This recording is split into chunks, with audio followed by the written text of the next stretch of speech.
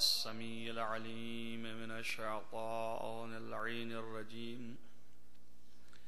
بسم الله الرحمن الرحيم وبه نستعين وهو المعين. الحمد لله رب العالمين والعاقبة للمتقين والجنة للموحدين والنار للملحدين والمنكرين. الصلاة والسلام على سيد الأنبياء والمرسلين خاتم النبيين مولانا مولى الكونين جد الحسن والحسين أبي القاسم محمد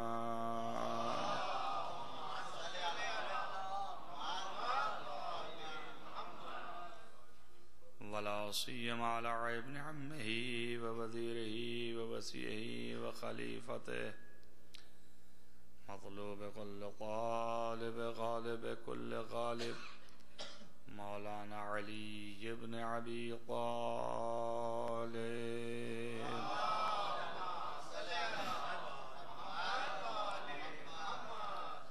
وعلى آله الطيبين الطاهرين المعصومين المظلومين الذين أذهب الله عنهم الرجس وطهرهم تطهيرا.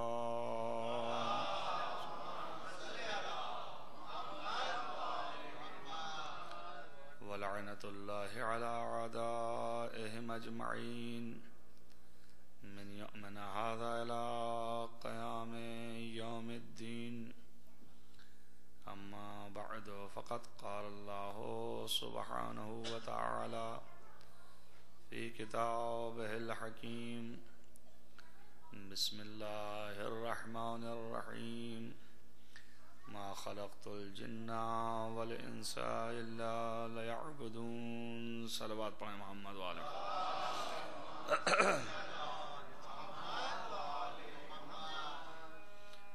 عزیزان گرامی مرتبت، یہ آیت کریمہ سورہ زاریات کی آیت ہے جو بہت مشہور و معروف ہے، اور بارہا میں آپ کے سامنے اس آیت پر ذکر کر چکا ہوں.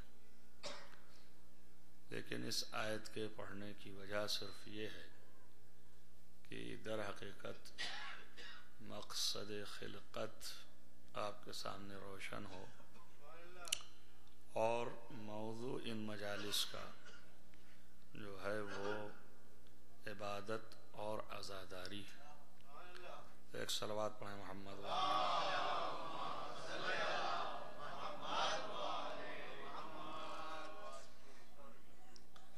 لہذا میں نے اس آیت کی تلاوت کی ہے تاکہ یہ آپ کے سامنے بحث ہو کہ آیا عزاداری عبادت ہے، اس کا جز ہے یا نہیں. اور اگر یہ بات ثابت ہو جائے کہ عبادت ہے اور اس کا جز ہے تو پھر ہم کو عبادت کی طرح کرنا چاہیے.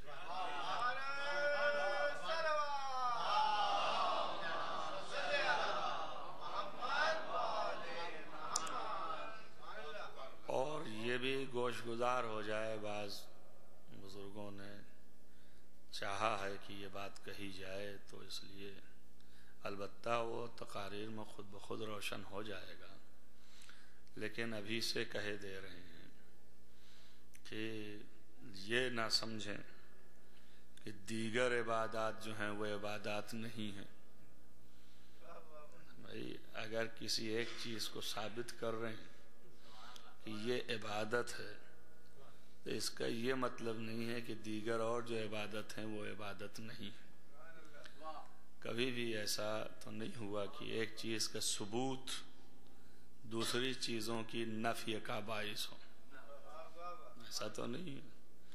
لہذا یہ کوئی نتیجہ نہ نکالے کہ صرف عزاداری ہی عبادت ہے اور دیگر جو عبادات ہیں وہ عبادت نہیں ہیں.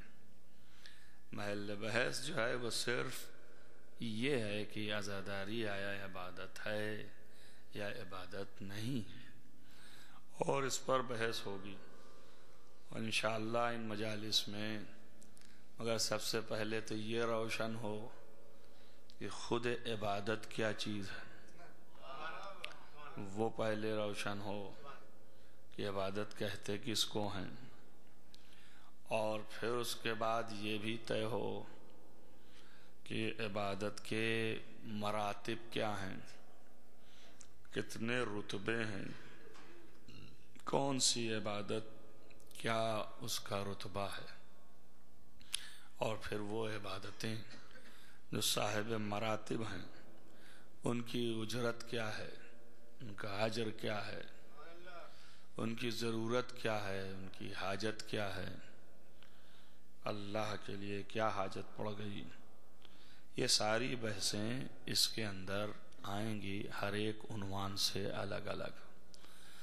لہذا آج کے دن صرف عنوان صاف کرنے کے لیے کہ یہ معلوم رہے، سب سے بڑا مرحلہ جو ہے وہ یہ بھی کہ اللہ نے اس آیت میں تو یہ کہا ہے کہ ہم نے تم لوگوں کو، انسانوں کو، جنات کو پہلے کیا اس نے کہ جناتوں کو اور انسانوں کو پیدا نہیں کیا ہے مگر صرف اس لیے خلق کیا ہے کہ وہ میری عبادت کریں، الا لیعبدون، وہ میری عبادت کریں، اس کے لیے ہم نے پیدا کیا ہے۔ اور یہ اپنی جگہ پر طے ہے کہ ہم ناقص ہیں، ہم میں کوئی کمال اس حد تک کا نہیں پایا جاتا جو اللہ کی نظر میں کوئی اس کی حیثیت ہو۔ ہمارے آپ کے درمیان جو کمال ہے وہ کمال ممکن ہے کہ ہماری آپ کی اپنی فیصلہ شدہ باتوں کے مطابق وہ کمال مانا جاتا ہو کہ یہ کمال ہے، لیکن اللہ کے نزدیک ہم ناقص ہیں، اور اللہ جو ہے وہ کامل محض ہے، اس کے ہاں نقص کا تصور نہیں، ہم کامل نہیں، وہ ناقص نہیں، لہذا کامل کے لیے کامل عبادت کی ضرورت ہے۔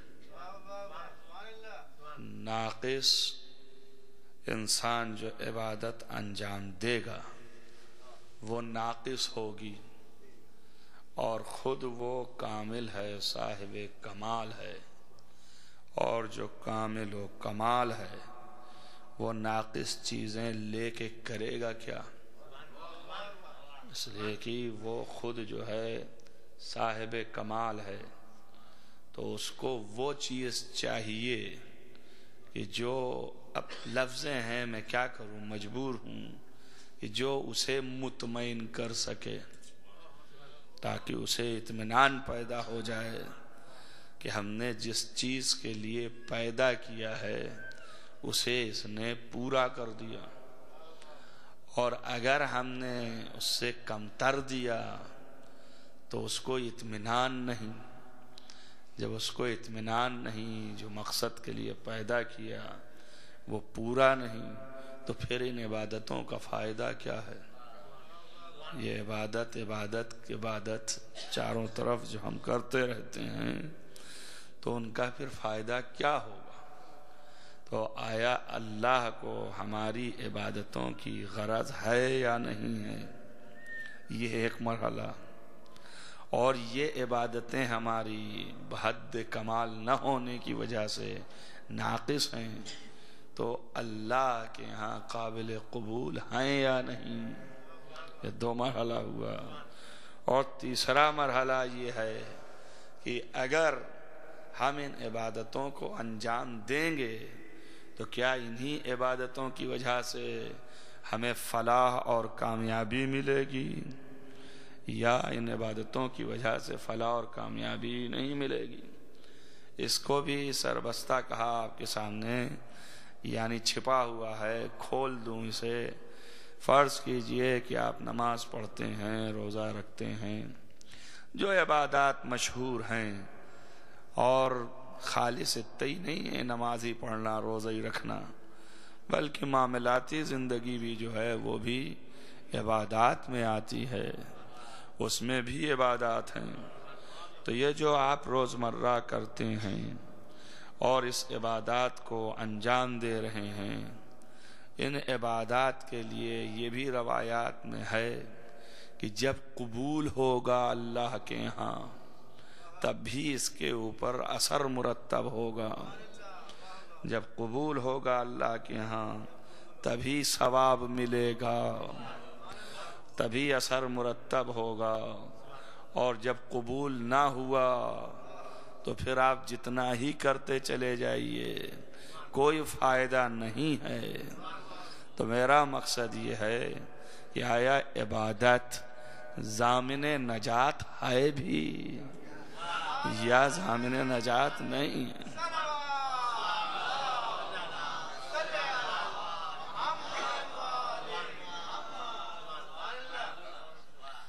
اب اللہ جو ہے وہ کیا چاہتا ہے، تو آپ کے سامنے میں نے 2 3 4 چیزیں روشن کی کہ یہ سارے مسائل مورد بحث قرار پائیں گے اور اس پر بحثیں ہوں گی، اور یہ میں بات بیان کر رہا تھا کہ وہ کامل ہے، اور کامل جو ہے وہ ناقص عبادت لے کے کرے گا کیا؟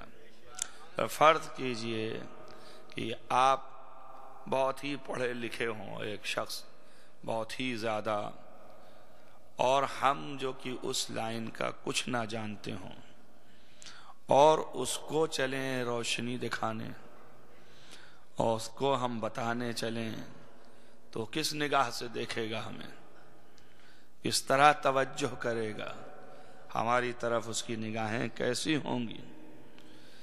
وہ تو پھر یہ چاہے گا کہ اب ہم اسے روشنی اگر دکھائیں اور اس کو آگاہی کرائیں، اس کو بات بتائیں، تو کم از کم اس کے اس منزل تک کے، اس لیول تک کی گفتگو ہو ہماری کہ جس سے دلائل محکم سے محکم تر، کہ جس سے وہ میری بات کو قبول کر سکے۔ لیکن جب ہم خود جاہل ہوں اور صفر ہوں اس کے مقابل میں، اور وہ اعلیٰ علم والا ہو، تو اب ہم کتنا ہی زور لگائیں مگر ہمارے دلیلوں میں، استدلالوں میں قوت تو نہیں پیدا ہو جائے گی، کیوں؟ اس لیے کہ اپنی عقل کے حساب سے ہم بولیں گے نا، اپنے علم کے حساب سے بولیں گے، تو جتنا علم ہوگا اسی اعتبار سے گفتگو کریں گے، اور اس کا درجہ بلندتر ہے تو وہ گفتگو اس کے لیے مورد پسند نہیں ہے۔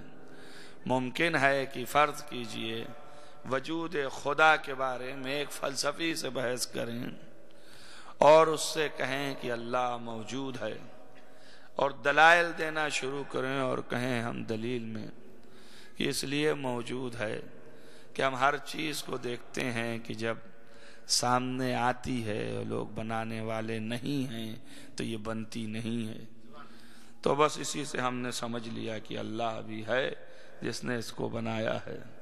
تو اس کے لیے تو سامنے بچکانی باتیں ہیں، بچوں کے سمجھانے کے لیے ہیں، لیکن کوئی دلیل تو نہیں ہوئی۔ دلیل تو اس وقت ہوگی کہ جو وہ خود بیان کو پسند کرتا ہے، اگر فلسفی ہے تو فلسفی طور پر ہم بانٹیں کہ کائنات کے وجود جو ہیں ان کی کئی قسمیں ہیں، اور ایک وجود ایسا ہے کہ جو خود بخود ہے ہمیشہ سے اور ہمیشہ رہے گا، اور اگر اس وجود کو ہم فرض نہ کریں تو دوسرے موجودات کائنات میں ہو نہیں سکتے۔ اب سلسلہ یوں فلسفی چلے گا، تب اس کے کچھ سمجھ میں آئے گا کہ ہم سے یہ نزدیک ہیں، لیکن جو وہ ابتدائی تھا تو اس کے کیا سمجھ میں آئے، اس کے کیا اس کے لیے کفایت کرے، اس کے نفس کو کیا وہ زیادہ چیز پہنچا سکتا ہے کہ وہ اطمینان حاصل کر لے۔ لہذا اطمینان حاصل کرنے کے لیے اس کے برابر کی چیز کا ہونا ضروری ہے۔ تو کل مفہوم و مطالب یہ تھے کہ جو اللہ خود صاحب کمال ہے اور اس کے ہاں نقص کا گزر نہیں ہے، کسی قسم کی کمی نہیں پائی جاتی. کسی بھی طریقے سے اگر آپ سوچئے اس کے اندر کوئی کمی ہوگی تو وہ کمی کا تصور نہیں کیا جا سکتا. وہ کامل ہے عمل کے اعتبار سے بھی اور علم کے اعتبار سے بھی، وہ ہر جہت سے قدرت کے اعتبار سے بھی اس کی ذات محض کمال ہے. اب اس کی جو ذات کامل ہے اس کمال کو سمجھانے کے لیے ہم خود آپ سے منبر پر بیان کر رہے ہیں لیکن نہیں کر پا رہے ہیں، اس لیے کہ اتنا ہی کامل ہے کہ کون سی دلیل لے آئیں. تو کہاں حق پورا ہوگا اس کے کمال کے بیان کا؟ نہیں حق پورا ہو رہا نا. جب کمال کے بیان کا حق نہیں پورا کر پا رہے ہیں تو اس کے کمال کی قوت کو درک کر کے اسی کے مطابق عبادت کہاں کر پائیں گے؟ ہم ناقص ہیں تو ہماری عبادتیں ناقص. اب مرحلہ یہ ہے کہ وہ کامل ہے محض، اور جب وہ کامل ہے تو اس کو ناقص کی ضرورت نہیں. جب ضرورت نہیں تو ہم پر عبادت فرض کیوں کیا؟ ہم نہ یہ کر سکتے ہیں کہ جو تو چاہتا ہے، اور نہ ہی وہ چیز ادا کر سکتے ہیں جو تیرے شان کے مطابق ہو، اور ہم نہ اسے ادا کر سکتے ہیں، نہ تیری چاہت پوری کر سکتے ہیں، نہ تجھے اطمینان دے سکتے ہیں، اور نہ ہی تیرے مقصد کے تحت تیرا حق ادا کر سکتے ہیں. حق بھی چھوڑیے، ابتدائی حیثیت سے بھی ہم اس منزل تک نہیں ہیں.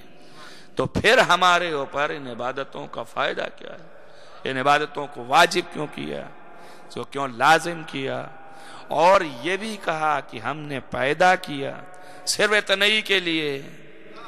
تو ظاہر ہے کہ اگر دوسرا مرحلہ ہم انجام نہ دیں تو اس کا مطلب یہ ہے کہ جو ہمارا مقصد تھا خلق کرنے کا خدا کو، وہ مقصد بھی ہم نے پورا نہیں کیا.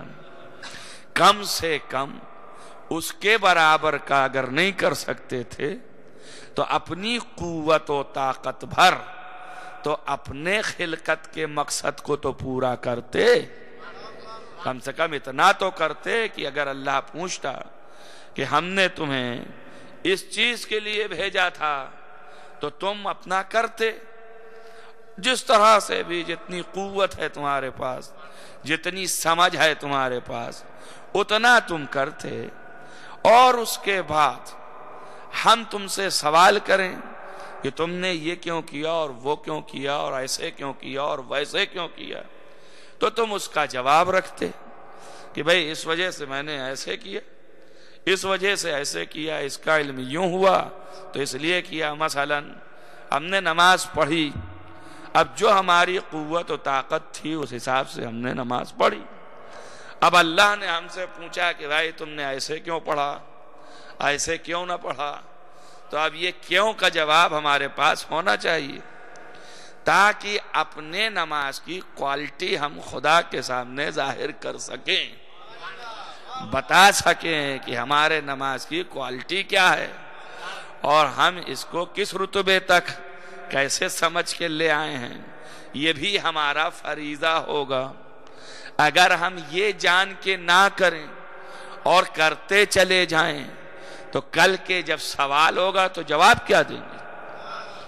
جب پوچھے گا کہ ایسے کیوں پڑھا اور ویسے کیوں نہیں پڑھا، جب ہم جواب ہی نہیں دے سکتے ہیں تو پوچھے گا نہیں جب جانتے نہیں تھے تو کیا کیوں تم نے. تو اس کے معنی یہ ہو گیا کہ جاننا پہلے ضروری ہے تب کرنا ضروری ہے.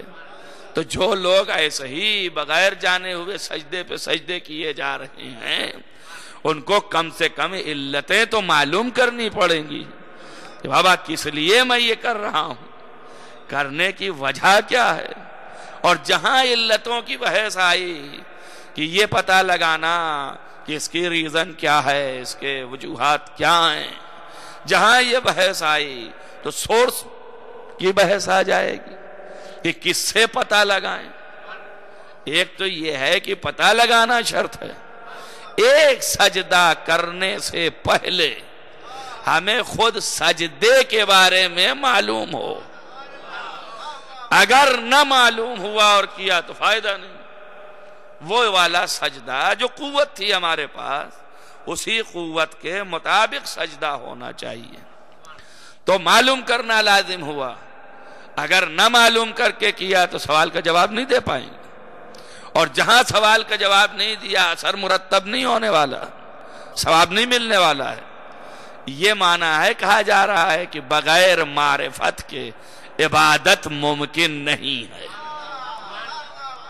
آپ جانیں پہلے کہ آپ کر کیا رہے ہیں اور کس کے سامنے جھک رہے ہیں اور کیوں جھک رہے ہیں, اور اسی طرح کیوں جھک رہے ہیں. کسی اور طرح جھکیں, کوئی ضروری تھوڑی نہیں کہ ایسے ہی جھکیں ہم. اللہ کی عبادت کے معنی یہ ہیں کہ اس کا نام لیں, اس کا ذکر کریں, اس کی اطاعت کریں. تو ہم کسی اور طرح سے طے کرتے ہیں, اور اگر طے ہم کرتے ہیں تو ہم کون ہوتے ہیں؟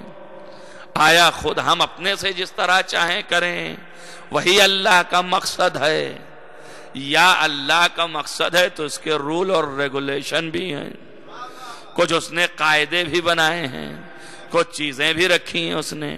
ان قاعدوں سے ہمیں کرنا ضروری ہے, اور اگر ان قاعدوں سے کرنا ضروری ہے تو وہ قاعدے ہمیں اللہ بتائے.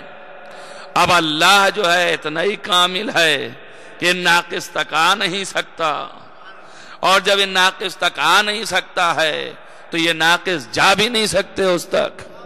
تب کوئی ایسا واسطہ ہو کہ جس طرح اللہ عبادت چاہ رہا ہے ویسے ہی کر کر کے دکھائے, جیسے وہ کرتا جائے ہم اسی کی طرح ہم بھی دہراتے چلے جائیں, اور بے عینے اگر ویسے ہی کرتے چلے جائیں یہ جانتے ہوئے کہ ایسا ہی کیا جاتا ہے, اور وہی سمجھ کر کے کریں. تو کل کے جب وہ پوچھے گا تم نے ایسا کیوں کیا تو ہم کہیں گے کہ ہم نے ان کو دیکھا اس لیے کیا. اب مسئلہ یہ ہے کہ جن کو دیکھ کر کے ہم نے کیا ان کو دیکھنا ضروری ہے, اور وہ ہمارے سامنے ہے نہیں. تب ہم دیکھیں کیسے؟ اور بغیر دیکھے اگر ہم نے کیا تو وہ ہے بھی نہیں درست. اس لیے کہ جن کو اللہ نے واسطہ قرار دیا اور جن کے لیے کہا کہ ان کی عبادت جس طرح یہ کرتے جائیں ویسے ہی تم کرو, انہی کو دیکھ کر کے, اور انہوں نے بھی فرمایا کہ صلو کما اصلی, تم لوگ جو ہے اسی طریقے سے پڑھو جیسا میں پڑھتا ہوں نماز. اور یہ بھی فرمایا کہ صلو, تم لوگ نماز پڑھو کما رأیتمونی ان اصلی, جیسا تم نے ہم کو نماز پڑھتے ہوئے دیکھا ہے. یہ بھی دیکھ لیں, اپنے سے لفظیں نہیں ہیں, حدیث کی لفظ یہ ہے کہ ہر مسلمان مانتا ہے اس کو کہ نبی نے کہا کہ نماز پڑھو, عبادت کرو, یہ نماز سب سے بڑی عبادت ہے. تو اس کو بھی ایسے ہی نہ کر لینا, ویسے ہی کرنا جیسا ہم نے کیا ہے اور تم نے ہم کو کرتے دیکھا ہے. اب یہ حکم رسول اللہ کا, عقل تو یہی کہتی ہے کہ انہی لوگوں کے لیے ہوگا جو دیکھ رہے ہیں رسول اللہ کو, لیکن جو نہیں دیکھ رہے ہیں ان کے لیے یہ حکم نہیں ہونا چاہیے.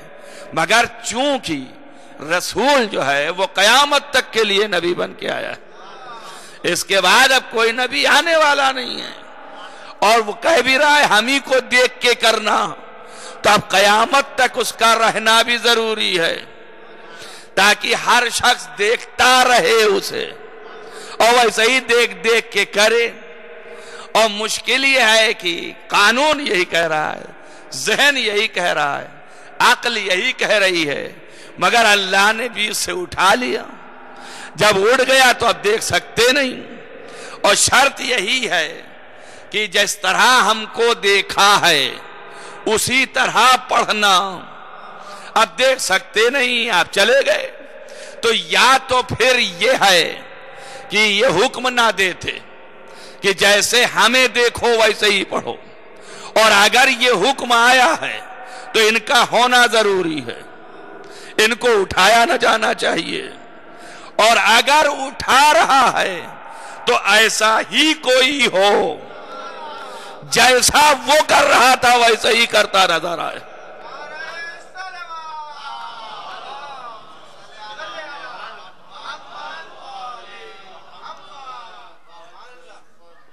ایک صلوات اور پڑھیں محمد والے۔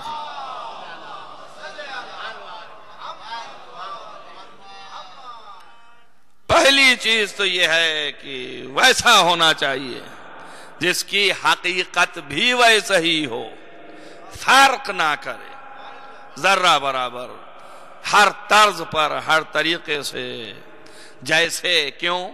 اس لیے کہ اگر اس کی ساخت میں فرق رہا تو ہو سکتا ہے کھڑا ہونے میں وہ صحیح نہ کھڑا ہو سکے۔ اگر اس کی ساخت میں، بناوٹ میں فرق آیا تو ممکن ہے کہ جیسے یہ کھڑے تھے ویسے وہ کھڑا نہ ہو سکے۔ دیکھیے ایک نماز کے کھڑے ہونے میں کتنا اختلاف ہے، کوئی ٹانگیں پھیلا کے کھڑا ہوتا ہے، کوئی ٹانگیں جوڑ کے کھڑا ہوتا ہے، کوئی تھوڑا فاصلہ دے کے کھڑا ہوتا ہے۔ اب یہ اختلاف آیا کہاں سے؟ یہ انسانوں کی خلقت کی وجہ سے آیا ہوگا، ان کے کھڑے ہونے میں تکلیف ہے اس طرح، لہذا اس طرح کھڑے ہو رہے ہیں، ان کے کھڑے ہونے میں تکلیف ہے لہذا اس طرح کھڑے ہو رہے ہیں۔ اب اگر ہم چلے نماز پڑھنے ان کو دیکھ کے تو کچھ یا تو ایسا کریں کہ ایک دن اس طرح پڑھیں اور ایک دن اس طرح پڑھیں۔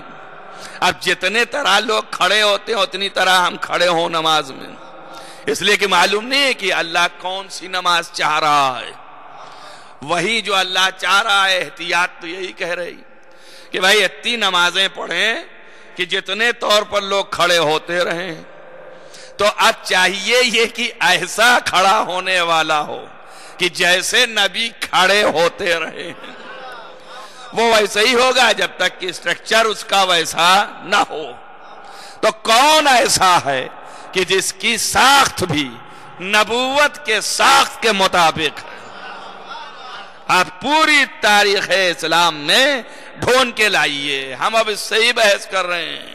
وہ بات کی باتیں انصب منصب علم وہ تو بہت دور کی بات ہے، وہ تو پہلے یہ سالم ہو جائے جسمی، اور پھر اس کے بعد قلب سالم ہو، پھر اس کے بعد منصب دیکھیں گے کہ کیا ہے۔ کم سے کم جسم بتاؤ جس کا نبی کا جسم ہو، کہ اگر کھڑا ہو تو ویسے ہی کھڑا ہو، چلے تو ویسے ہی چلے۔ آپ ایک ڈھونڈ کے لائیے ایسا، بھائی ایک ہی ذات ملی کہ فرمایا یا علی جسم کا جسم، آپ کا جسم میرا جسم ہے، لحموں کا لحمی، آپ کا گوشت میرا گوشت ہے، دموں کا دمی، آپ کا خون میرا خون ہے۔ تو ایک ہی ذات ملی کہ جس کی ساخت بھی، بناوٹ بھی ویسے ہی ہے جیسے نبی کی بناوٹ ہے۔ اب آپ سوچیں جب اللہ نے بناوٹ تک میں فرق نہ کیا تو اب کیسے وہ چیزوں میں فرق کرے؟ بناوٹ میں بھی فرق نہیں کیا اس نے، جسم بھی وہی دیا، گوشت بھی وہی رکھا، خون بھی وہی رکھا، اور اس طرح رکھا۔ اب دیکھیں ہم تو ہم کو تسلسل دینا پڑے گا کہ یہ وہ والے جسم کی طرح سے جیسے وہ کھڑے ہوتے تھے ویسے ہی یہ کھڑے ہو رہے ہیں۔ کہا صاحب تو جسم تھا لیکن کھڑے ہونے کو کیسے پروف کریں گے؟ کہا جب چلنا ایک ہے تو کھڑا ہونا بھی ایک ہوگا۔ اس کے لیے تو آپ گھری والوں سے پوچھ لیں، خود حضرت عائشہ کہتی ہیں ہم نے کبھی کسی کو حضرت زہرا سے زیادہ شبیہ رسول کے قدم بقدم چلنے میں دیکھا ہی نہیں۔ یعنی اگر دیکھا انہوں نے تو چال دیکھی حضرت زہرا کی کہ جو اپنے اختیار میں نہیں ہوتا کہ انسان ایسے ہی چلے، بس چلتا ہے تو پیچھے سے دیکھ کے بتاتے ہیں کہ یہ اپنے باپ کی طرح چل رہا ہے، یہ کس کی طرح چل رہا ہے کہ چال الگ ہوتی ہے۔ آپ مشاہدہ کیجئے، مگر خود یہ بیان کر رہی ہیں کہ ایسے ہی چلتی تھی جیسے کہ حضرت رسول اکرم ہم کہیں گے جب قدم پہچان لیا کہ کس کا ہے تو کم سے کم اسی قدم کی پیروی کیا کرتی. صلوات پڑھیں محمد وآل محمد.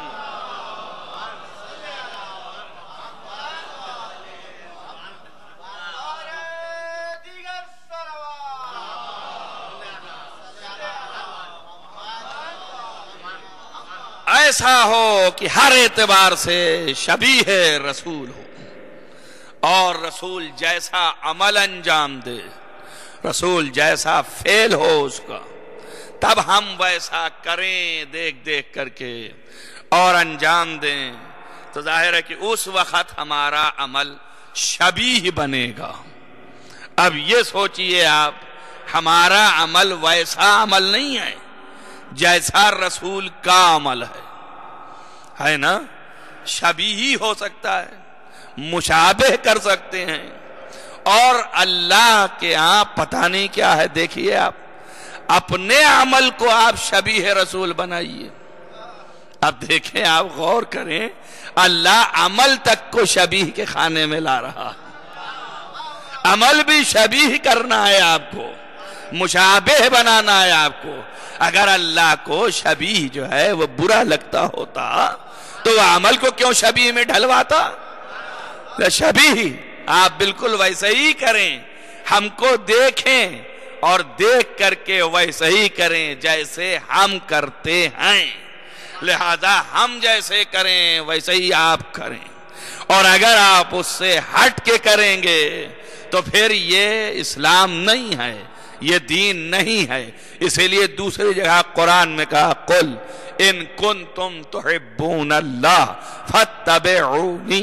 اے پیغمبر ان سے کہو کہ اگر تم اللہ سے محبت رکھتے ہو تو پھر میری پیروی کرو.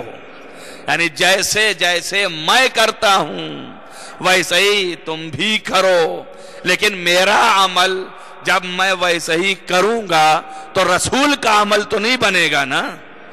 بنے گا؟ بتائیے آپ. میرا عمل رسول کا عمل بنے گا؟ نہیں بنے گا، شبیہ ہی رہے گا. اچھا چلیے میرا نہیں صحیح، اس دور کے اصحاب جو رسول کو دیکھ رہے تھے کرتے رہے وہی جو رسول کر رہے تھے. سجدے میں طول دیا تو سجدے میں طول دے دیا. سجدہ جس طرح رسول نے کیا انہوں نے کیا، تو وہ عمل ان کا عمل رسول تو نہیں بنانا، شبیہ ہی رہا. تو جو شبیہ رہے گا، کاپی کیٹ ہے آپ کی زبان میں، تو شبیہ ہی ہے صرف نا، لیکن حقیقت عمل رسالت تو نہیں بن سکتا وہ. تو جو شبیہ ہو خالص، اس شبیہ کی پیروی کر نہیں سکتے، کہ اس لیے کہ آپ شباہت کے قائل نہیں ہیں، آپ جو ہیں شبیہ کی مخالفت کرتے ہیں. صلوات پڑھیں محمد وآل محمد.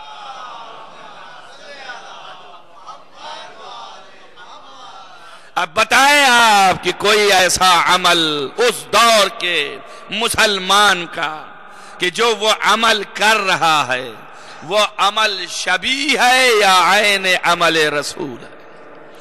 شبیہ ہی ہے، عین نہیں ہو سکتا ہے. اور چاہیے ہم کو کہ ہم شبیہ دیکھ کے نہ کریں، ہم عین عمل دیکھ کے کریں. تو اب ایسا چاہیے کہ جس کا ہر فعل نبی بنتا چلا جائے، اس کا ہر فعل نبی ہو، تو پھر وہی عمل ہمارے لیے حجت ہوگا. اب پورے کائنات اسلام میں اگر آپ تلاشیں تو ایک بھی ایسا نہ ملے گا کہ جس کا کوئی فعل نبی نے کہا ہو کہ اس کا فعل ہمارا فعل ہے. مگر صرف یہ میں آپ سے پوچھوں کہ نبی جو بھی فعل انجام دے رہا ہے وہ اپنے نفس کے مطابق انجام دے رہا ہے نا، اس لیے کہ اس کے فعل پر اس کا نفس حاکم ہے، اور جب اس کا نفس حاکم ہے تو جو کہہ رہا ہے وہی وہ انجام دے رہا ہے. جیسے وہ کہہ رہا ہے ویسے ہی انجام دے گا. نفس کا دخل جو ہے عمل میں بہت ہے، یہ تو اندازہ ہے گا آپ کو. آپ کی خواہش ہے، آپ کھڑے ہوئے، کھڑے ہونے میں آپ کا دل چاہتا ہے ایک پیر ذرا ڈھیلا رکھیں اور ایک پیر ذرا مضبوطی سے رکھیں. یہ خواہشی پر تو ڈیپینڈ کرتا ہے. یا آپ کو اگر تکلیف بھی ہے تو خواہش اس کی ہوگی، تو آپ جو ہیں خواہش کے مطابق عمل انجام دیں گے۔ اب نبی بھی اپنی خواہش کے مطابق عمل انجام دے رہا ہے، بھائی اپنے ہی نفس کے اعتبار سے تو انجام دے رہا ہے۔ یہ بات اور ہے کہ نبی کا ہر عمل اللہ نے کہہ دیا کہ یہ ہمارا ہے، تو اس کے معنی یہ ہے کہ خواہش نبی خواہش خدا ہے۔ جیسے وہ کھڑا ہو رہا ہے ویسے ہی اللہ چاہ رہا ہے، جیسے وہ بیٹھ رہا ہے ویسے ہی اللہ چاہ رہا ہے۔ اگر نبی اکڑو بیٹھ رہا ہے تو اللہ چاہ رہا ہے، اس کی خواہش ہے، اللہ چاہ رہا ہے، اور ایسے ہی وہ بیٹھ رہا ہے۔ تو اب نفس نبی جو چاہے وہ کرتا چلا جائے تو یہ عمل خدا اور رسول بنتا چلا جائے، اس سے ہٹ کے نہیں ہے۔ تو اب ڈھونڈیں آپ تاریخ میں کم سے کم جو نبی جیسا فعل انجام دے وہ ہونا چاہیے، اور وہ کوئی انجام دے نہیں سکتا، جو بھی کرے گا شبیہ ہوگا۔ کیوں؟ اس لیے کہ نفس رسول نہیں ہے وہ، سوائے ایک انسان کے کہ جس کو مباہلہ کے دن کہا تم اپنے نفسوں کو لاؤ، ہم اپنے نفسوں کو لاتے ہیں۔ صلوات پڑھیں محمد وآل محمد۔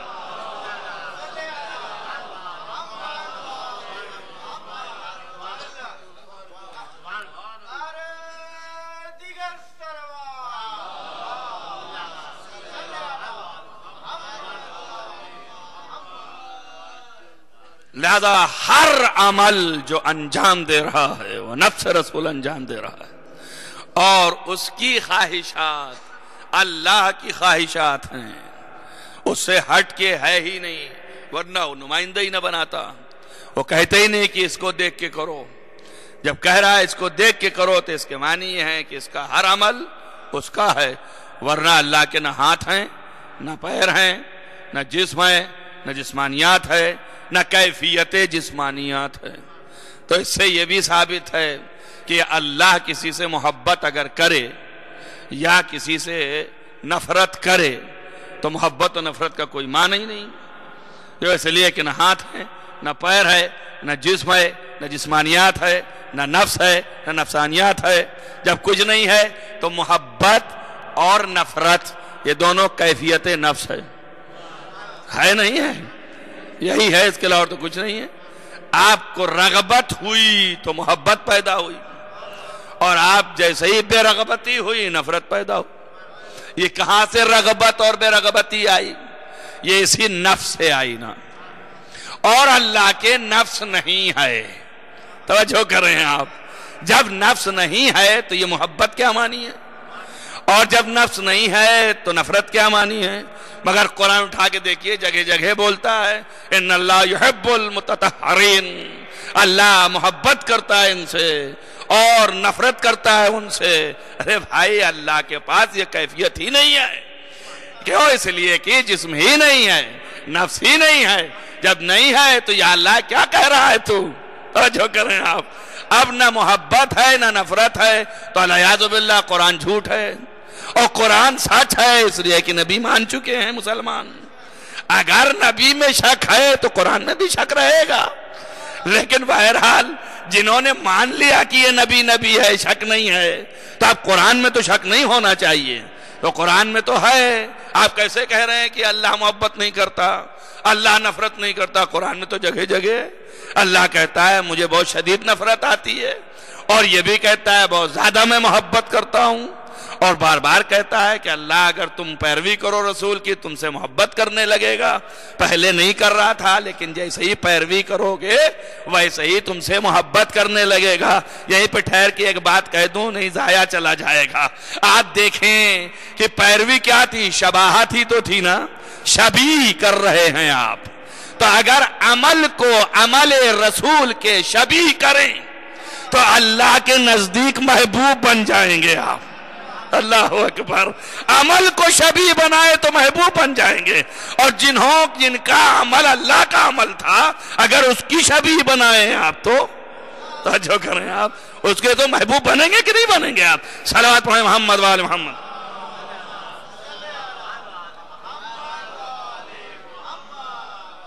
لہذا کہہ رہا ہے کہ محبت کرے گا تو محبت تو کیفیت جسم اور پھر نفس کی کیفیت کا نام ہے نفس و نفسانیت، اور اللہ کے پاس نفس نہیں ہے۔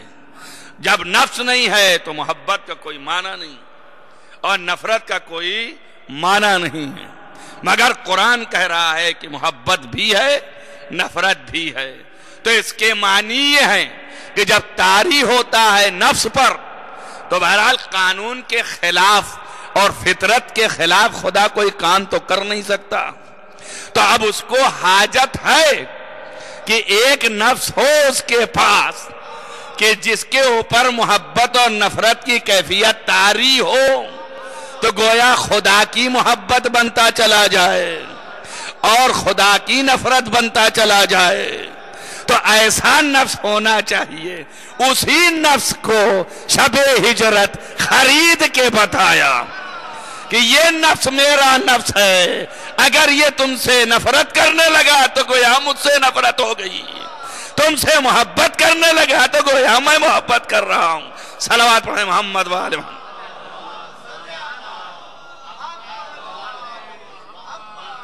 اب جہاں جہاں اس کی نظر رہے گی نفرت و محبت کی، اگر نفرت کیا تو اللہ نے تو گویا وہ عبادت نہیں ہے، وہ مغضوب ہو گیا ہے کہ نہیں؟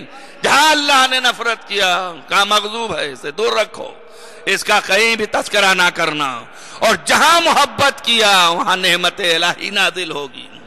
نعمت جہاں پر آئے گا، محبت کا لفظ آیا تو اللہ نعمت دینا شروع کرے گا، رحمت اس کے متعلق ہوگی۔ تو معلوم یہ ہوا کہ جب محبت خدا متعلق ہو جائے تو رحمت کا مسلسل نزول ہوگا، اور جب نفرت خدا متعلق ہو جائے تو ظاہر ہے کہ اللہ کی طرف سے غضب ہوگا۔ یہی ہے نا صرف۔ اب آپ بتائیے، جس نفس کو اس نے خرید رکھا ہے اور اسی نفس سے اس کو تولنا ہے، اب جس سے اس نفس کے اندر محبت طاری ہوگی اور جس سے نفرت طاری ہوگی، یہی معیار محبت و نفرت الہی ہوگا۔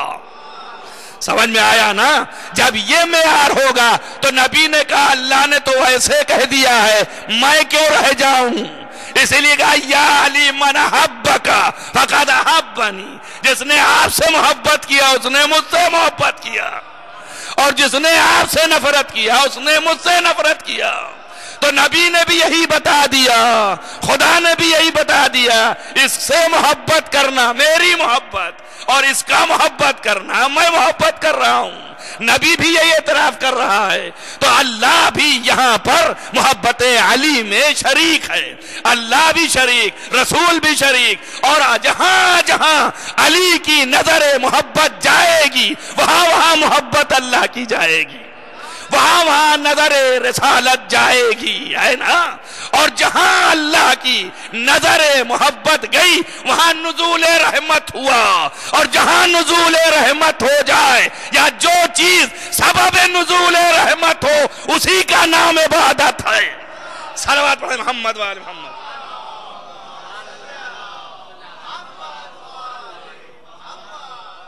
آپ دن اور رات عبادت کریں اور اس کے بعد عذاب پائیں تو یہ عبادت تو نہیں کہلائی نا۔ عبادت وہی ہے کہ جب اس کی پرستش ہو رہی ہو کہ معنی ہے کہ نزول رحمت ہو، یعنی اتصال نزول رحمت ہو جائے۔ اب یہ پتہ آپ کو لگانا ہے یہ ہو رہا ہے کہ نہیں۔ اب ظاہر ہے کہ علی کی محبت معیار ہے، اگر علی نے محبت کیا تم سے تو پھر یہ محبت باعث بنے گی اس بات کی کہ اللہ کی طرف سے نزول رحمت ہو۔ اب علی کب محبت کریں گے؟ اب میں آپ سے پوچھتا ہوں، علی کے اوپر اگر تم گریہ کرو گے اور علی کے لال پر گریہ کرو گے تو کیا علی کی محبت تم سے متعلق نہیں ہوگی؟ اور تم کچھ لے نہیں رہے ہو بلکہ گریہ کا تحفہ دے رہے ہو۔ تو اہل بیت تو ایسے ہیں کہ بغیر لیے دیا کرتے ہیں، تو جب ان کے سامنے تحفہ تعزیہ آئے تو پھر وہ کیوں نہ نظر محبت کریں؟ اور جب ان کی نظر محبت تو نظر الہی بھی ہے۔ تو ایک بات سمجھ میں آئی کہ جہاں پر اللہ کی رحمتوں کا نزول ہو اس کا نام ہے عبادت. اور یہ مجلس حسین جو ہے اس میں ہمیشہ جیسے ہی ذکر حسین شروع ہوا نظر محبت علی و رسول و خدا جاری ہوا, نزول رحمت شروع ہوا. اور جب نزول رحمت شروع ہوا تو یہ جگہ بھی عبادت گاہ بن گئی, اور یہ جو آپ عمل کر رہے ہیں یہ بھی عبادت ہو گیا. بس عزاداری جو ہے وہ ہر جہت سے عبادت ہے. صلوات پڑھیں محمد والے محمد.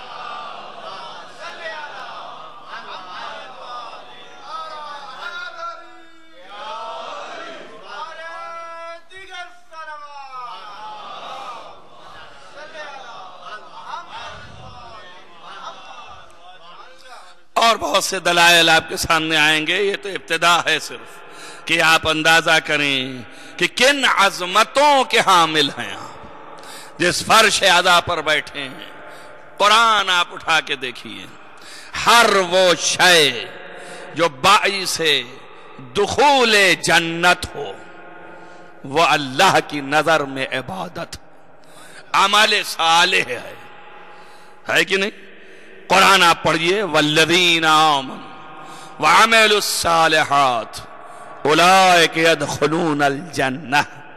وہ لوگ جو ایمان لے آئے اور عمل صالح انجام دیے یہی وہ لوگ ہیں کہ جو جنت میں داخل ہوں گے. ایمان بھی لے آئے اور عمل صالح بھی انجام دیے تو یہی جنت میں داخل ہوں گے. تو ایک بات سمجھ میں آ گئی کہ کوئی بھی عمل جو سبب دخول جنت ہو وہ عمل صالح ہے اور وہی عبادت الہی ہے کہ نہیں؟ اب آپ پورے لٹریچر اسلام میں تلاشیں کہ کون سا ایسا عمل ہے کہ جس کے اندر اللہ نے کہا ہے کہ اس پر ہم جنت دیں گے, اور کون سا ایسا عمل ہے کہ جس کے لیے منع کیا ہے اور کہا اگر یہ کرو گے تو جہنم دیں گے. وہ سارے آپ ایک ایک الگ کریں تو نام لیں گے آپ کے سامنے کہ یہ ہے اور یہ ہے اور یہ ہے, نماز ہے, روزہ ہے, حج ہے, زکوٰۃ ہے. تو کیوں؟ اس لیے کہ ان پر وعدے ہوئے ہیں کہ جنت ملے گا. اب جب جنت ملے گی, جب جنت ملنے کا وعدہ ہو گیا, اب آپ نے کیا وہ بحث بات کی ہے کہ قبول ہوگا کہ نہیں ہوگا اور کیسے, اتنے پروسیس ذکر کر چکے آپ کے سامنے کہ ویسے ہی جیسے چاہتا تھا ویسے ہی کیا کہ نہیں کیا, وہ سب آئے گی بحثیں. اس کے بعد یہ ہے کہ اگر قبول ہو گیا تو آپ جنت میں داخل ہوں گے. تو یہ مسلم ہو گیا کہ اگر کوئی چیز باعث دخول جنت ہے تو وہ عبادت ہے. یہ ہو گیا نا مسلم. جب یہ مسلم ہوا تو اب دیکھیں آپ کہ عزاداری کا پہلا رکن جو ہے وہ حسین پر گریہ کرنا ہے. اور اس کے لیے ایک نہیں بحد تواتر روایت موجود ہیں کہ پیغمبر نے فرمایا کہ میں اس وقت تک جنت میں داخل ہی نہ ہوں گا جب تک کہ اپنے حسین پر رونے والے کا ہاتھ پکڑ کر نہ لے جاؤں. تو اس کے معنی یہ ہوا کہ حسین پر گریہ کرنا باعث دخول جنت ہے, اور جو چیز جنت میں داخل ہونے کا سبب ہو وہی عبادت ہے. صلوات پڑھیں محمد وآل محمد.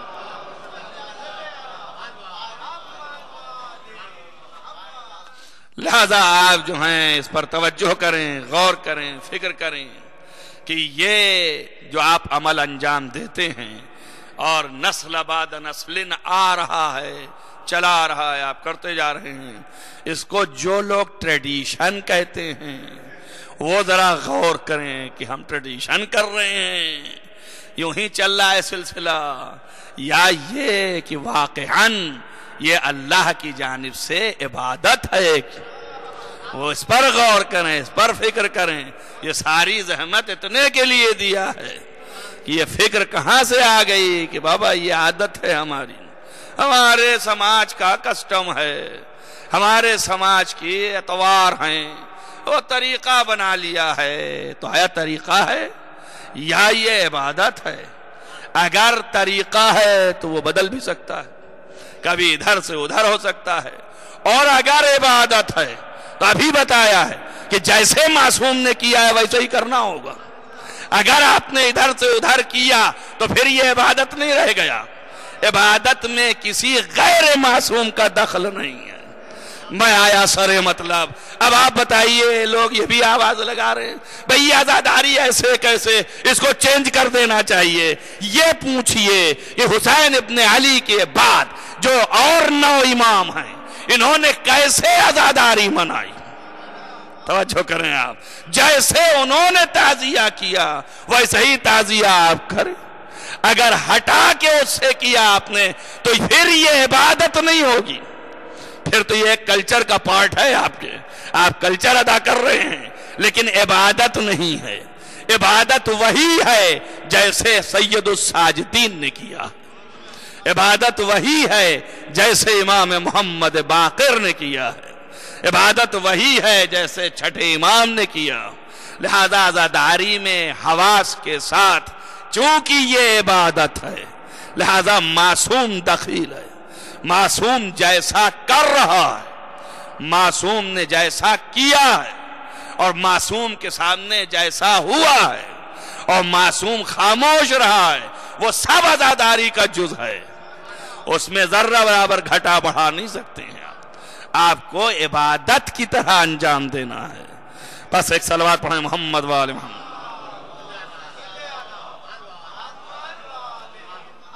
عزیزان گرامی, یہی امام 34 برس مطابق اس کے کی حساب و کتاب لگانے کا, اور روایت کی حیثیت سے 38 برس امام سجاد علیہ السلام امام حسین پر گریہ کرتے رہے. ایک بھی امام ایسا نہیں گزرا کہ جو امام حسین پر رویا نہ ہو, اور نہ خالص رویا نہ ہو, بلکہ یہ تاکید کی ہے کہ ایسے رو جیسے جوان کی میت پر رویا جاتا. آپ دیکھیں یہ معصومین نے تاکید کیا ہے. ایک بات یاد رکھیں, بہت سے لوگ غلط استدلالات بھی کرتے ہیں. وہ کہتے ہیں کہ امام حسین علیہ السلام آخری وقت جب چلنے لگے تھے تو جناب زینب کو وصیت کر گئے تھے کہ بی بی رونا نہیں. تو میں انہیں بتا دینا چاہتا ہوں کہ اگر وصیت کر گئے تھے تو پھر اس وصیت پر حضرت زینب کو عمل کرنا چاہیے. ہر وصیت پر تو عمل کیا, اس پر کیوں نہیں کیا؟ لیکن تاریخیں تو یہ بتاتی ہیں کہ اس قدر روتی تھی, یہ غش میں چلی جاتی تھی. تو یا یہ وصیت کی روایت درست نہیں, رونے کی اضافات ہیں, اور یا پھر اس کے معنی یہ ہیں کہ ذمہ داری دے رہے ہیں. فرما رہے ہیں بہن اب میرے بعد اگر آپ بیٹھ کے تعزیہ کرنے لگیں گی, ایک جگہ پہ بیٹھ کے پرسا لیں گی, تو نظام اسلام درہم برہم ہو جائے گا. لہذا آئے بہن اب بیٹھ کے رونے کا موقع نہیں ہے. آپ کو نظام اسلام کے تحفظ کے لیے آپ کو رسن بھی بندوانی ہے, آپ کو بازار کوفہ و شام بھی جانا ہے, دربار یزید بھی جانا ہے, قید خانے میں بھی رہنا ہے. اب ایک جگہ میں بیٹھ کے تعزیہ نہیں لینا ہے, آپ کو بچوں کی کفالت بھی کرنا ہے. اللہ اکبر. آپ دیکھیں اتنی عظیم بی بی کہ جس کو آپ کا ہمارا آخری امام سلام کر رہا, کہہ رہا ہے میرا سلام ہو میری اس پھوپھی پر کہ جس نے ہمارے آل محمد کے یتیموں کی کفالت کی. اللہ اکبر. حسین ابن علی کے بعد جو کفالت کرنے والا ہے وہ کون ہے؟ وہ حضرت زینب ہے. اولین یتیم حضرت سید الساجدین ہیں, ان کی کفالت حضرت زینب نے کی ہے. خدا کی قسم یہ روایتیں ملتی ہیں کہ جب ظالم شمر یا دوسرا خولی تعزیہ نہ اٹھاتا تھا اور سید الساجدین کی پشت پہ لگانے کے لیے بڑھتا تھا تو زینب خود جاتی تھی اور کہتی تھی اس پر نہ لگاؤ, اپنے آپ کو پیش کر دیتی تھی. آپ دیکھیں ایک روایت میں یہ ہے کہ جتنے بچوں پر تعزیانے لگتے تھے بی بی بچوں کے اوپر آ جاتی تھی. کہ میرے تعزیانے لگے بچوں کے نہ لگے, بچوں کی حفاظت ہو. اللہ اکبر, کتنی عظیم بیوی ہے, تو کیوں نہ سلام کرے ہمارا اور آپ کا امام. سلام ہو, ہاں اس پر سلام ہو کہ جس نے ہمارے آل محمد کے یتیموں کی پرورش کی. عزیز ہو, زینب اولیاء وہ بی بی ہے. میں کیا عرض کروں آپ کے سامنے, مرثیہ ہو رہا تھا, البتہ تاریخ نکل گئی ہے, لیکن یہ مرثیہ کر رہے تھے اس لیے میں وہاں تک لے جا رہا ہوں. بی بی زینب سے ایک وصیت فرمائی تھی مولا نے, کہا تھا بہن زینب جب بھی کبھی سکینہ پانی مانگے تو چاہے مانگ کے دینا ہو اسے ضرور دینا. اے بہن چاہے مانگنا پڑے تمہیں. عزیزو, جب بھی سکینہ کے منہ سے نکلا الا تش الا تش, بی بی بے چین ہو گئی. یہاں تک کہ حضرت زینب سلام اللہ علیہا کے لیے حضرت ام کلثوم سے اور دیگر بیویوں سے ایک روایت مقتل میں ہے کہ جب بچے قید خانے میں سب جمع ہو کے روتے تھے اور پیاس کے مارے ان کا دم نکلتا تھا تو چلاتے تھے الا تش الا تش. تو اس وقت زینب اولیاء کو دیکھ کر کے کہ ان کا چہرہ متغیر ہو جاتا تھا تو بیویاں بچوں سے کہتی تھی بچوں خاموش ہو جاؤ, بی بی کو بڑی تکلیف ہو رہی ہے. جانتے ہیں آپ کیا تکلیف ہو رہی ہے؟ بچے رو رہے ہیں کہ پانی آئے پانی, پیاس آئے پیاس, اور بیوی مجبور ہے پانی کہاں سے لے آئے. چہرہ زرد ہو جاتا تھا, اے میرے بچوں میں کیا کروں, کہاں سے پانی لے آؤں. اللہ اکبر, آپ دیکھیں یہ یتیم بچے بھوکے پیاسے اس حالت میں, اور ایک بچی تو بھوکی پیاسی, اس قدر بھوکی پیاسی کہ جب آواز نکلی تو ہائے پیاس, مگر ایسے ہی تڑپ کے قید خانے میں دنیا سے چلی گئی. عزیزو, آج شب جمعہ ہے, میں اکثر یہ روایت پڑھتا ہوں شب جمعہ میں. ریاض القدس میں صاحب ریاض القدس نے لکھا کہ یہ بچے شب کی تاریکی چھا گئی تھی, بچے گریہ کر رہے تھے لہتیش. وہ دن نہیں تھا پانی ملنے کا, قید خانے میں تیسرے دن پانی اور دانا جاتا تھا, اور وہ اتنا کم ہوتا تھا کہ بیوی بچوں میں بانٹ دیتی تھی اور خود نہیں پیتی تھی, خود نہیں کھاتی تھی, یہاں تک کہ بیٹھ کے نماز شب ادا کرتی تھی. کہ اس لیے کہ قوت نہیں رہ گئی تھی. سید الساجدین نے پوچھا تو کہا بیٹا اتنا کم دانا اور پانی ہے کہ بچوں میں تقسیم ہو جاتا ہے. عزیزان گرامی, بچے رونا شروع ہوئے, الاتش الاتش. یہ شخص ٹھہر گیا, کان لگایا, بچوں کی بیتابی کی آواز برداشت نہیں ہوئی, پلٹ کر کے اپنے گھر گیا. اپنی زوجہ سے کہا, وہ مومنہ تھی, کہ جو تو شب جمعہ نظر دلاتی ہے اس نظر کی غذا اور پانی اس قید خانے کے قیدی مستحق ہے, اس لیے کہ میرا قدم آگے نہیں بڑھ سکا. اس طرح یہ بے چینی سے رو رہے تھے. زوجہ نے کہا چل نظر کر. نظر ہو گئی, لیا, کہا مجھے قید خانے کا در و پتہ بتا. چل کے اپنے سر پر خوان رکھا اور لے کے پہنچی. دروغہ زندان سے کہا کھول دے تو ان یتیموں کو میں غذا دے دوں. دروغہ زندان نے کھولا, جب کھول دیا تو بی بی اندر داخل ہوئی اور اس نے اشارے میں پوچھا کہ کون اس قافلے کا قافلہ سالار ہے. بیویوں نے اشارہ کیا زینب اولیاء کی طرف. بی بی کی طرف دیکھ کے خان کو نیچے رکھا اور لکھا یہ صاحب ریاض القدس نے کہ جیسے ہی خان سے اوپر کا ڈھکا ہوا وہ دسترخوان ہٹایا اس نے, غذا کی بھاپ نکلی, بچے نزدیک آ گئے, اس قدر بھوکے تھے. زینب نے ہاتھ رکھ دیا, کہا اے بی بی یہ کیسی غذا ہے, کہ معلوم ہے اس لیے کہ آل محمد پر صدقہ حرام ہے. لہذا فرمایا کیسی غذا ہے, کہا بی بی یہ غذا بڑی پاک ہے اور بہت عمدہ ہے, اگر کوئی نہ ملے تو ہم کھاتے, لیکن اپنے سے بہتر کو ہم ڈھونڈ رہے ہیں جو مستحضر ہو, اس لیے لے کے آئے ہیں. فرمایا کیسی غذا ہے, کہا بی بی پتہ نہیں آپ کیسے قیدی ہیں, مسلمان ہیں کہ غیر مسلمان. اللہ اکبر, جیسے ہی جملہ سنا زینب کے کلیجے پہ چھری چل گئی. کہا آگے بول, کہا بی بی اگر آپ مسلمان ہیں تو رسول سے واقف ہیں. کہا آگے بتا. مدینہ نظروں میں پھرنے لگا. کہا بی بی رسول کی بیٹی شہزادی فاطمہ زہرا سے واقف ہے. زینب کی آنکھوں سے آنسو جاری ہو گئے. کہا کہنا کیا چاہتی ہے آگے بول. کہا بی بی میری ایک شہزادی زینب ہے اور میری شہزادی ام کلثوم ہے اور میرا شہزادہ حسین ہے. خدا سلامت رکھے. بس اس کی سلامتی کی یہ نظر دلاتی ہوں. کس لیے سلامتی کی نظر دلاتی ہے؟ اس لیے کہ مریض ہوئی تھی, بچی تھی, میرا باپ لے کے گیا تھا رسول کے پاس. رسول نے کہا حسین اس بچی کو شفا دے دے. تو اس دن جو میرے سر پہ ہاتھ رکھا تو آج تک مجھے کوئی مرض لاحق نہیں ہوا. میں اپنے آقا کے سلامتی کی نظر دلاتی ہوں اور اس غذا کو مستحق تک لے جاتی ہوں. زینب نے اپنے چہرے کو مطمئن کیا بالوں کو درست کر کے کہ بی بی دیکھو, اگر زینب کو دیکھو تو پہچانو گی.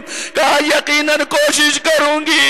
کہا مگر تم نے نہیں پہچانا میں زینب ہوں اور یہ سید الساجدین ہے, یہ سکینہ بیٹی ہے. اب حسین کی سلامتی کی نظر نہ دلانا اس لیے کہ حسین کربلا میں ذبح کر دیے گئے, ہم قیدی بنا کے شام میں رکھے گئے, یہاں پر ہم قید خانے میں ہیں. سيعلم الذين ظلموا أن ينقلبوا. اللهم إني أسألك بحق فاطمة وعبيها وبالها وبنيها وسر المستودع فيها أن تصلي على محمد وآل محمد. باراللہ تجھے واسطہ ہے محمد وآل محمد. معبود گناہان کبیرہ و صغیرہ عفو فرما. معبود جہاں جہاں بھی محبان آل محمد ان کو حفظ و امان میں رکھ, روضہ مقدس کی حفاظت فرما.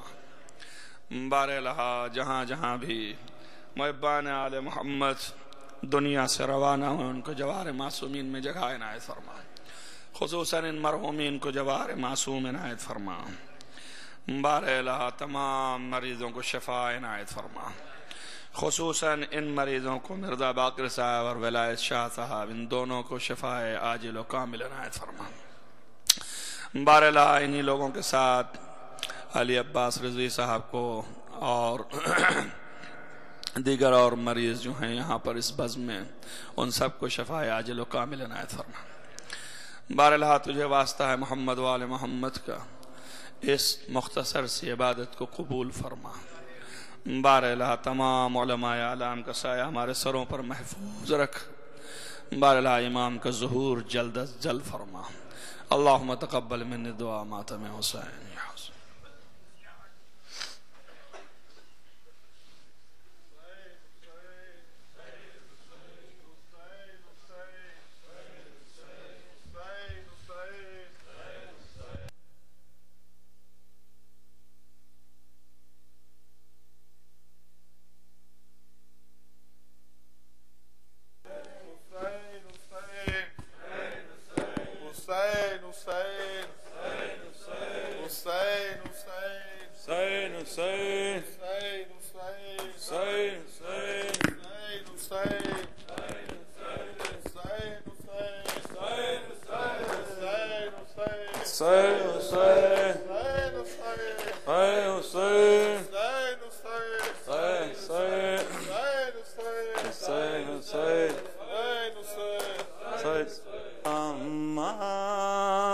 تمہارا لٹ گیا جنگل میں سارا گھر،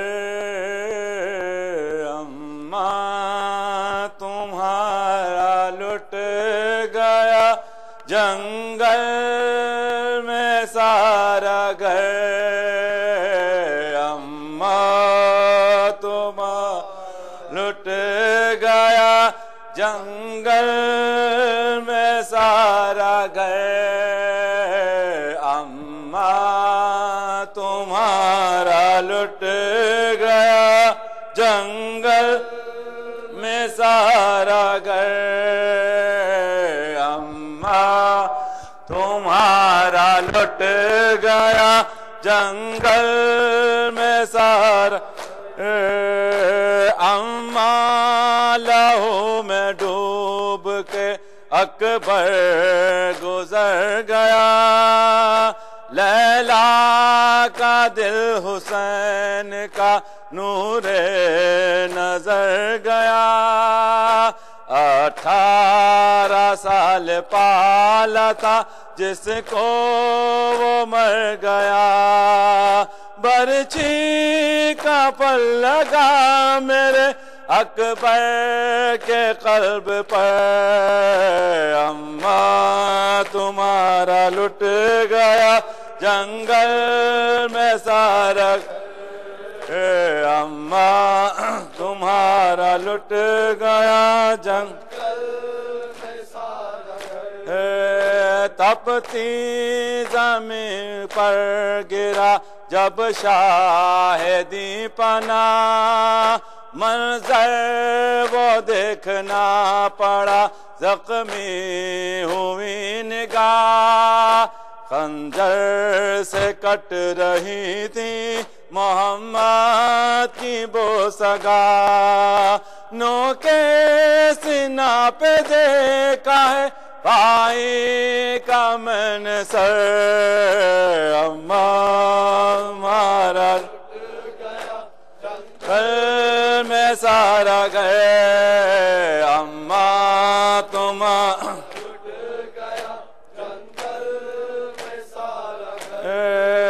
محشر کا سامنا میں ہر ایک گام تھا، لاشوں تماش بین تھے ایک اژدہام تھا، تن میں در نظر تھی بازار شام تھا، اماں ہماری شرم سے اٹھتی نہ تھی نظر، اماں تمہارا لٹ جنگل میں سارا گئے، اماں تمہارا لٹ گیا جنگل میں سارا گئے، اماں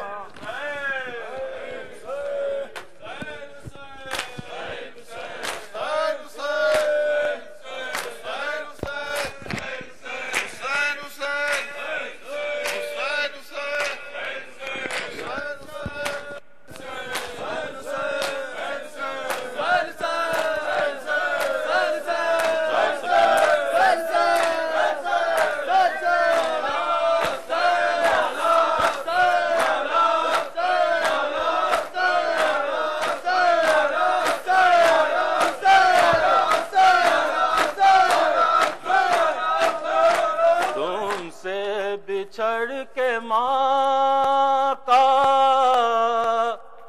مشکل بہت ہے جینا، ماں کو بھی ساتھ لے لو، رک جاؤ اے سکینہ، رک جاؤ اے سکینہ، رک جاؤ تم سے بچھڑ کے ماں کا مشکل بہت ہے جینا، ماں کو بھی ساتھ لے لو، رک جاؤ اے سکینہ، رک جاؤ اے سکینہ، ہر سمت ہے اندھیرا، ہر راہ پر خطر ہے، ہر سمت ہے اندھیرا، ہر راہ پر خطر ہے، ہر راہ پر خطر ہے، ہر سمت ہے اندھیرا، دشمن ہے چار جانب، دل میں چھپا ہے کینہ، رک جاؤ اے سکینہ، رک جاؤ اے سکینہ، کھا کھا کے تم تماچے گھبرا گئی ہو شاید، تم تماچے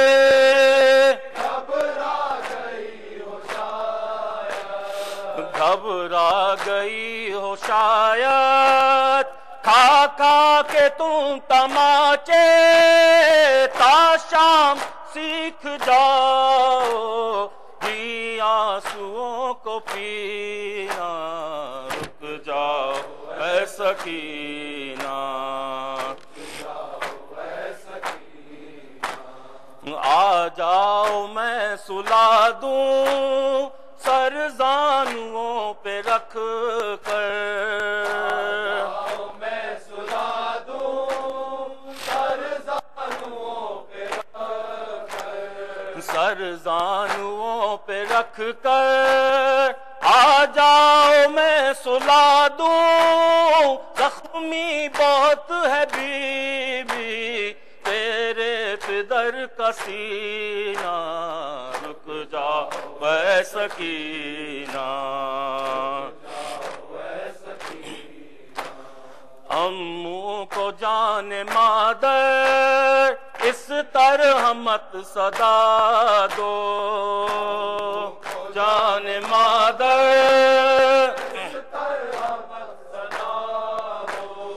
اس طرح مت صدا دو، اموں کو جان مادر عباس کی جبین پر آ جائے گا پسینہ، رک جا اے سکینہ،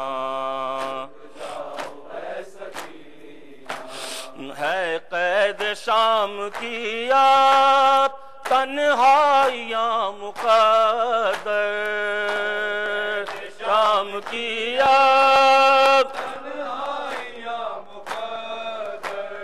تنہائیاں مقدر، ہے قید شام کی آپ بی بی نصیب میں اب تیرے نہیں مدینہ، جاؤ اے سکینہ،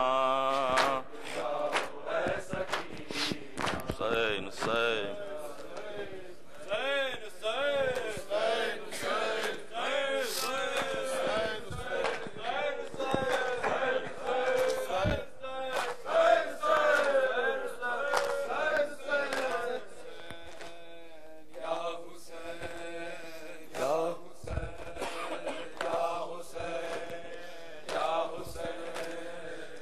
حسین یا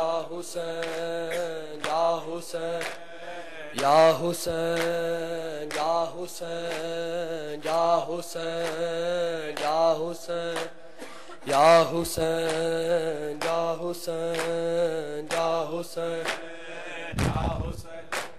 یا حسین یا حسین یا حسین یا حسین یا حسین، تازیان شور کے اور ناتواں سجاد ہے، تازیان شور کے اور ناتواں سجاد ہے، تازیان شمر کے اور ناتواں سجاد ہے، تازیان شمر کے اور ناتواں سجاد ہے، تازیان شمر کے اور ناتواں سجاد ہے، تازیان شمر کے اور ناتواں سجاد ہے، پھر بھی لے کر چل رہا، پھر بھی لے کر چل رہا سب کارواں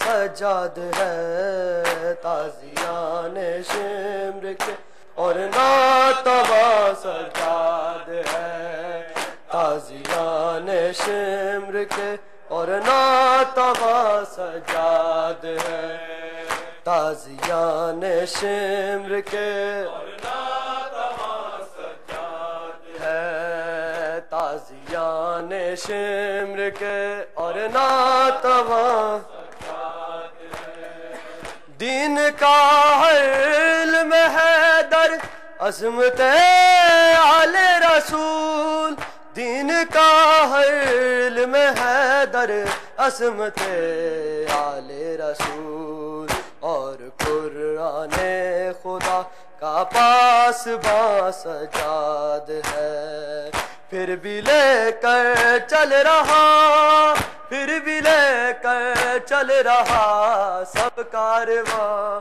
سجاد ہے، تازیان اور نعت سجاد ہے، تازیان شمر کے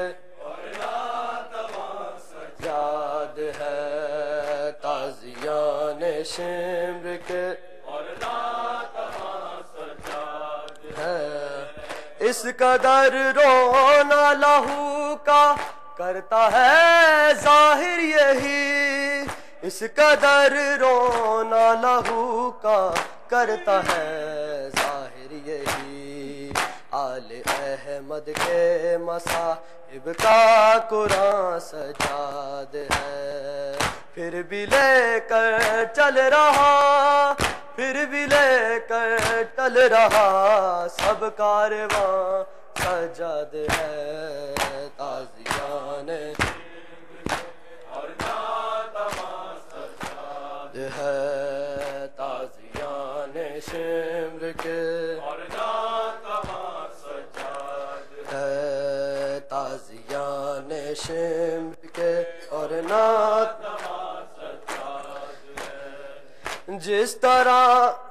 جس طرح ہے اس زمین پر آسمان سایہ فغاں، جس طرح ہے اس زمین پر آسمان سایہ فغاں، اس طرح ہی دین کا سر پر سایہ سج ہے، پھر بھی لے کر چل رہا، پھر بھی لے کر چل رہا، سب کارواں سجاد ہے، تازیان شمر اور نعت سجاد ہے، تازیان شمر کے اور نعت سجاد ہے، تازیان شمر کے